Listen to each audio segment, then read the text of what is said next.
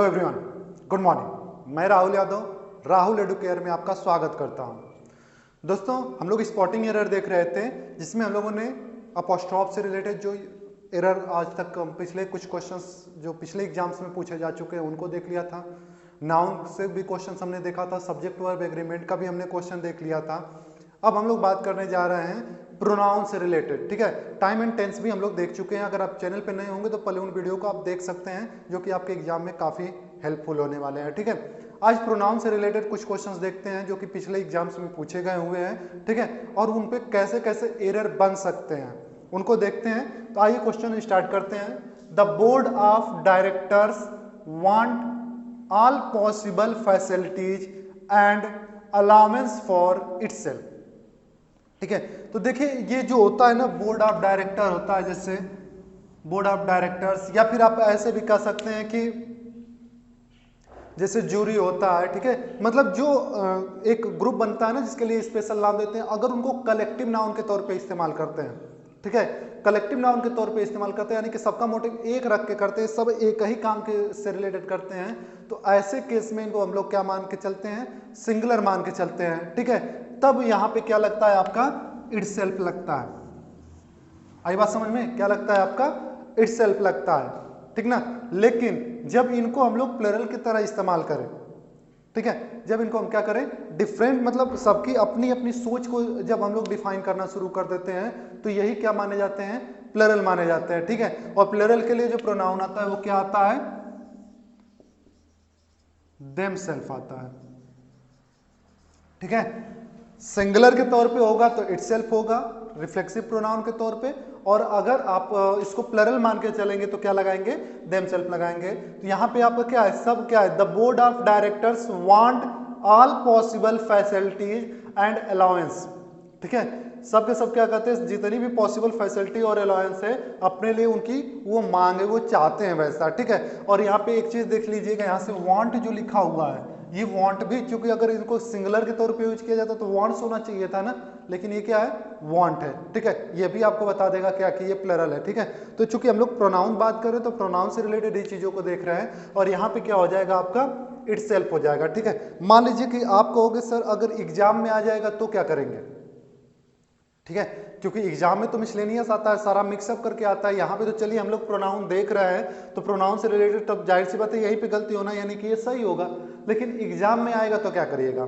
ठीक है, तो एक चीज ध्यान रखिएगा, पहली बात तो ये जो इनकी मांग होती है तो जनरली प्लरल ही होती है। ठीक है, आपके ऑप्शन में जो दिया होगा तो याद रखिएगा, अगर हम लोगों को इसको देखना है सिंगुलर, दो गलतियां अगर एक सेंटेंस में हो जाए, ये गलती नहीं है क्योंकि सबकी अपनी अपनी मांगे हैं। ठीक है, सबका अपना अपना पॉसिबल फैसिलिटी है कि सारे का क्या क्या, जैसे कई सारे मेंबर्स होंगे तो उनकी अपनी अपनी कुछ मांग होगी, तो वो मांगे जो होंगी वो डिफरेंट शो कर रहे हैं, तो ये तो ठीक है। ठीक है, लेकिन मान लीजिए कभी कलेक्टिव के तौर पे इस्तेमाल हो रहा है और वहां पे आपको दो गलती मिल जाए ऐसे करके, तो याद रखिएगा जो हमारा बोर्ड होता है, स्पेशली एसएससी की बात करें तो वो क्या करता है, उसका का नाम ये होता है कि जो फर्स्ट वाली एरर होगी वही मेन एरर मानी जाएगी, दूसरी वाली को आप निगलेक्ट करेंगे। आई बात समझ में, ये एसएससी की मांग है, ये एसएससी एकदम इसी मोटिव पे चलता है कि अगर एक सेंटेंस में कहीं गलती से दो एरर आ जाते हैं बाय मिस्टेक, तो उसमें क्या होगा, जो फर्स्ट वाला होगा उसी को माना जाएगा। ठीक है, तो उस समय आप ध्यान रखिएगा, तब इसको आप करेंगे, बट इस सेंटेंस के हिसाब से ये सही है, आपको क्या करना होगा, देमसेल्फ करना होगा। ठीक है, नेक्स्ट देखिए, you and I have done my best in the examination. ठीक है, तो देखिए ये ऑर्डर जो है वो तो सही है, हमेशा ऑर्डर किसका होता है, 2 3 1 का, है ना, किसका ऑर्डर होता है, 2 3 1 का होता है, यानी पहले सेकंड पर्सन रखते हैं, फिर थर्ड पर्सन, फिर फर्स्ट पर्सन। तो यहाँ पे चूंकि दो ही है, थर्ड पर्सन नहीं है, तो इसका मतलब पहले आपका सेकंड पर्सन आना चाहिए, फिर फर्स्ट पर्सन, जो कि सही है, यानी यहाँ पे तो प्रोनाउन का एरर नहीं है। फिर आगे देखिए, हैव डन, तो आपको पता है अगर सब्जेक्ट वर्ब एग्रीमेंट के हिसाब से समझे तो एंड के साथ जब दो सब्जेक्ट आपके जुड़े होते हैं तो वो प्लरल माना जाता है, तो हैव डन, ये भी सही है। ठीक है, उसके बाद माई, तो चूंकि जब आपका पूरा का पूरा, देखिए ये जो रिफ्लेक्सिव आता, सॉरी ये जो आपका पॉसेसिव आया है वो किसके लिए आया है, इन पूरे सब्जेक्ट के लिए आया, इन दोनों सब्जेक्ट के लिए आया है। ठीक है, और दोनों सब्जेक्ट चूंकि एंड से जुड़े हुए हैं तो कैसे माने जाएंगे, प्लरल माने जाएंगे, और जब प्लरल माने जाएंगे तो माई की जगह पे क्या हो जाएगा, दी आवर हो जाएगा, सॉरी माई की जगह पे क्या हो जाएगा, अवर हो जाएगा। ठीक है, याद रखिएगा जब भी आपके प्रोनाउन कई सारे जुड़े हुए हैं उसमें आपका मान लीजिए कि फर्स्ट पर्सन कोई भी हो, एक आपका फर्स्ट पर्सन है, तो याद रखिएगा वहां पे हमेशा किसको यूज करेंगे हम, अवर या अवर सेल्फ का यूज करेंगे। मतलब अगर पॉसेसिव एडजेक्टिव के तौर पे यूज करना है, पॉसेसिव प्रोनाउन के तौर पे यूज करना है, क्योंकि सब्जेक्ट तो ऑलरेडी रहेगा, उसके बाद जो भी ऑब्जेक्टिव केस लगाना हो, रिफ्लेक्सिव केस लगाना हो, तो हमेशा उसको फर्स्ट पर्सन का प्लरल यानी कि वी वाला रूप ही लगाएंगे, जैसे अवर हो जाएगा और सेल्फ हो जाएगा। ठीक है, उस तरीके से। अगर फर्स्ट पर्सन नहीं होता है तो हम लोग देखते हैं कि सेकंड पर्सन है क्या। अगर फर्स्ट पर्सन इन दोनों में नहीं होगा, यानी मान लीजिए कि आई ना होकर कह दिया जाए you and he, you and he, तो उस केस में आपको ध्यान रखना है आप यू वाले केस को लगाएंगे यानी योर लगाएंगे। योर लगाने का मतलब, मेरे कहने का मतलब है कि योर लगा सकते हैं आप, योर सेल्फ लगा सकते हैं आप, ठीक है, या फिर अवर सेल्फ भी लगा सकते हैं अगर फर्स्ट पर्सन रहा तो। इनका मतलब केस आप लगाएंगे। अगर दोनों नहीं रहे यानी कि फर्स्ट पर्सन और सेकंड पर्सन दोनों नहीं रहे, यानी कि दोनों आपके जो जुड़े हुए हैं वो थर्ड पर्सन ही है, तो देम सेल्फ लगाएंगे। बात समझ में आए? तो यहाँ पे हमारा चूंकि फर्स्ट पर्सन है तो फर्स्ट पर्सन के लिए माई, माई का केस क्या हो जाएगा, और ये आपका सेंटेंस सही हो जाएगा। तो you and I have done our best in the examination. ठीक है, नेक्स्ट देखिए, his efforts will bring him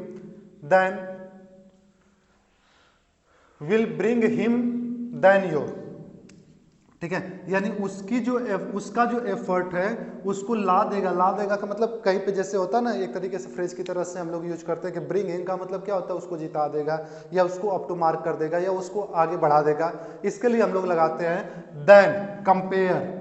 ठीक है, तो कंपैरेटिव डिग्री में हमेशा कंपेयर किसका होता है, लाइक का, यानी कि किसके बारे में बात कर रहे हैं, तो हम लोग एफर्ट के बारे में बात कर रहे हैं, एफर्ट को कंपेयर कर रहे हैं, इसका मतलब यहाँ पे भी एफर्ट होगा।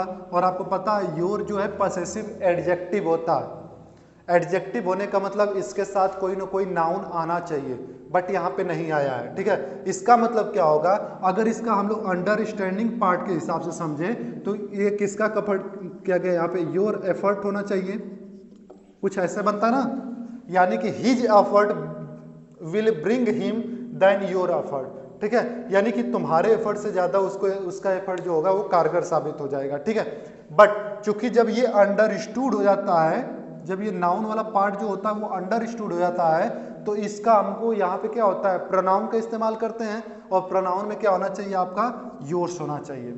ठीक है, क्योंकि योर जो होता है वो एडजेक्टिव होता है, प्रोनाउन हमारा क्या हो जाएगा, पॉसेसिव केस में ही योर्स हो जाएगा। तो यहाँ पे हो जाएगा his efforts will bring him than yours. ठीक है, नेक्स्ट देखिए, each teacher and every student of this college is determined to do their best for the glorious prospects of this college, of the college. तो देखिए यहाँ पे जब भी each लगाओ, ठीक है, एवरी लगाओ, तो ये सब क्या होते हैं, हमेशा सिंगुलर को शो करते हैं, ईच, एवरी, ईदर। ठीक है, इस तरीके के जो होता है वो हमेशा क्या शो करता है, हमेशा सिंगुलर को शो करता है। ठीक है, लेकिन सॉरी उसके बाद यहाँ पे क्या होगा आपका एंड। तो एंड जब जुड़ा होता है तो इन दोनों को क्या करता है, ये प्लरल को शो करता है। जब भी दो सब्जेक्ट एंड के साथ जुड़े होते हैं तो वो प्लरल को शो करते हैं, और जब भी दो सब्जेक्ट मतलब सब्जेक्ट के साथ ईच लगा होता है तो वो क्या शो करता है, सिंगुलर को शो करता है। ठीक है, अब बात ये उठी कि यहाँ पे तो दोनों है, जैसे अकेले ईच होता, अकेले एवरी होता तो वो सिंगुलर को शो करता। ठीक है, अकेले एंड होता जो दो सब्जेक्ट को ऐड किया हुआ है तो वो क्या शो करता, वो प्लरल को शो करता। जब दोनों साथ में आ जाएंगे तो क्या होगा, तो ध्यान रखिएगा जब दोनों साथ में आएंगे तो हम ईच एवरी वाले को ही प्रायोरिटी देते हैं, यानी कि ये किसको शो कराएंगे, सिंगुलर को शो कराएंगे। ठीक है, तो यहाँ पे क्या है, इज लगा हुआ भी है, ये भी आपको बता रहा है, इसका मतलब ये सही है। ठीक है, determined to do their work, चूंकि हमने इसको सिंगुलर माना है तो सिंगुलर में तो दियर होता नहीं, क्या होगा, हिज बेस्ट होगा। सिंगुलर में क्या होगा, क्योंकि देखिए दोनों थर्ड पर्सन है, और आपको पता है कि थर्ड पर्सन के लिए हमारे पास ही होता है, शी होता है, इट होता है और दे होता है।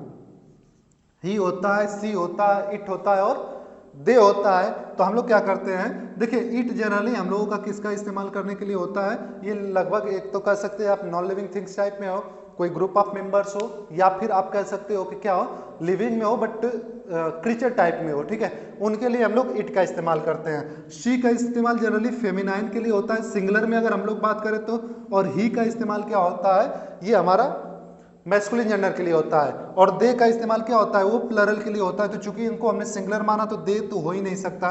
अब ही सी इट में से हम किसको लगाएंगे, तो देखिए जब भी ऐसी चीजें फंसती हों, ठीक है, हालांकि आजकल चीजें ट्रेंडिंग चेंज हो रही हैं, बट जब ऐसे चीजें फंसे कि मैस्कुलिन और फेमिनाइन जेंडर में नहीं आपको समझ में आता है, कॉमन जेंडर की तरह दिखता है, तो उसमें हमेशा आपको मैस्कुलिन जेंडर वाला जो होता है उसी को प्रायोरिटी देना चाहिए।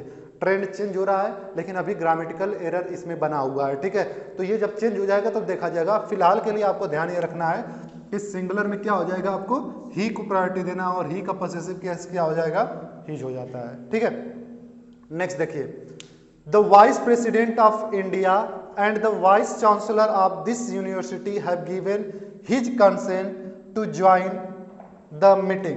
तो देखिए यहाँ पे क्या वाइस प्रेसिडेंट है, इसके साथ द लगा हुआ है ना, यहाँ पे देखिए वाइस चांसलर है, इसके साथ भी द लगा हुआ है, तो जाहिर सी बात है ये दोनों दो डिफरेंट लोग हैं, और दो डिफरेंट लोग अगर एंड के साथ जुड़े होते हैं तो उनको प्लरल मान लेते हैं। तो प्लरल मानने का मतलब हेल्पिंग वर्ब तो हैव आ ही गया है, जो पॉसेसिव आएगा वो भी प्लरल आएगा, तो क्या आ जाएगा, प्लरल। चूंकि दोनों थर्ड पर्सन है, थर्ड पर्सन के लिए हमारे पास एक ही चीज होता है दे, और दे का पॉसेसिव क्या बनेगा, दियर भी बनेगा।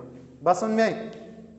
नेक्स्ट देखिए, she hates everybody and everything who reminds her of her mistake. She hates everybody, ठीक है, एंड एवरीथिंग, यानी बडी का मतलब सीधी सीधी बात है, ये क्या है, लिविंग को बोल रहा है, यानी किसी पर्सन को, प्लेस को, सॉरी पर्सन को, ये चाहे वो मैस्कुलिन फेमिनाइन, उससे जेंडर से कोई मतलब नहीं है, पर्सन की बात किया जा रहा है। एवरीथिंग किसी वस्तु की बात की जा रही है ना। तो इसमें क्या है, देखिए जब भी आपका पर्सन के बारे में बात किया जाता है तो कंजंक्शन के रूप में हु आता है। जब भी पर्सन के बारे में बात किया जाता है तो कंजंक्शन के रूप में क्या आता है, हु आता है, और जब थिंग के बारे में बात किया जाता है तो कंजंक्शन के रूप में विच आता है। बात समझ में आया, थिंग के बारे में बात होगी तो विच आएगा, और ऐसे पर्सन के बारे में बात करेंगे तो हु आएगा, ठीक है। लेकिन जब दोनों बात करते हैं, जब दोनों के बारे में यहाँ पे बात किया गया है तो क्या आएगा, हु ना आके यहाँ पे क्या आएगा, डेट आएगा। इस चीज को ध्यान रखिएगा, डेट जो होता है वो पर्सन और थिंग दोनों के लिए यूज होता है, और यहाँ पे दोनों है इसलिए आप क्या लगा देंगे, डेट लगा देंगे, ठीक है। तो देखिए कितने क्वेश्चंस आपके सही हुए हैं, हम लोग कुछ और एग्जांपल्स देखते हैं, ठीक है।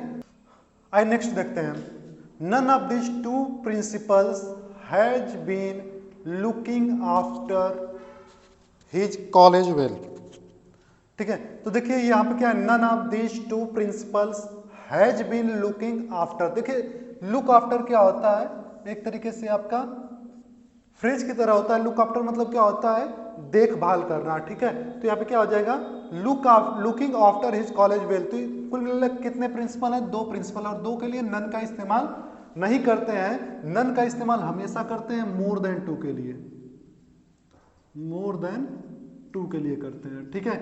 अगर दो को करना होता है तो हम इसके जगह पे क्या करेंगे, नीदर करते हैं, ठीक है। नीदर का इस्तेमाल हमेशा क्या करते हैं, दो लोगों के लिए करते हैं, और दो से ज्यादा करना होता है तो क्या कर देते हैं हम लोग, हमेशा नन ऑफ का यूज करते हैं। तो दो से ज्यादा जब होगा तब नन ऑफ होगा, बट यहाँ पे टू प्रिंसिपल की बात किया गया है तो ये क्या हो जाएगा, नीदर हो जाएगा, ठीक है।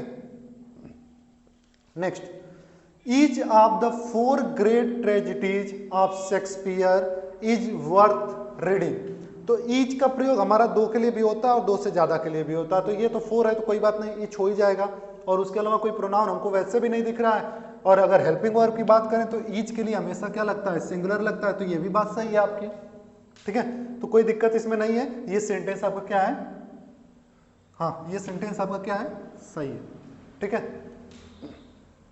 नेक्स्ट देखिए, he prostrated before his master who had returned from London after a year, ठीक है। he prostrated before his master, तो he के लिए his लगा है, सही है।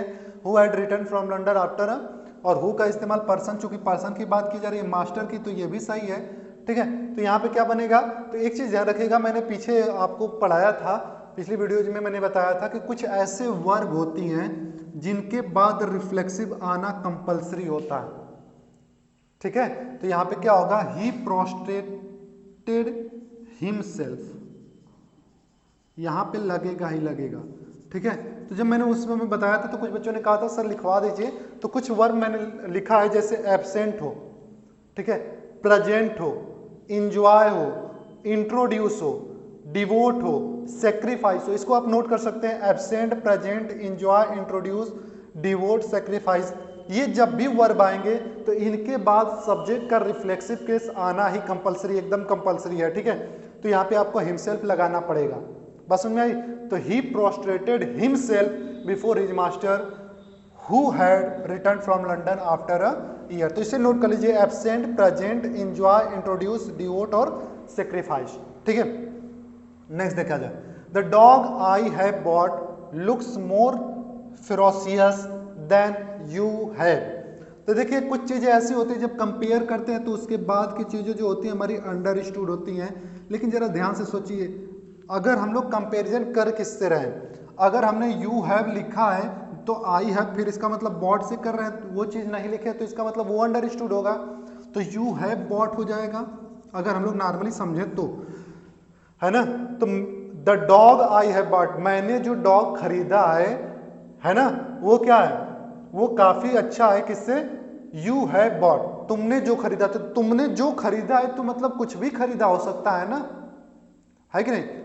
जो खरीदा है का मतलब वो कुछ भी हो सकता है, सब्जी हो सकती है आपकी, कोई सामान हो सकता है आपका, घर की चीजें हो सकती हैं, तो उसका कंपेयर तो हो नहीं सकता।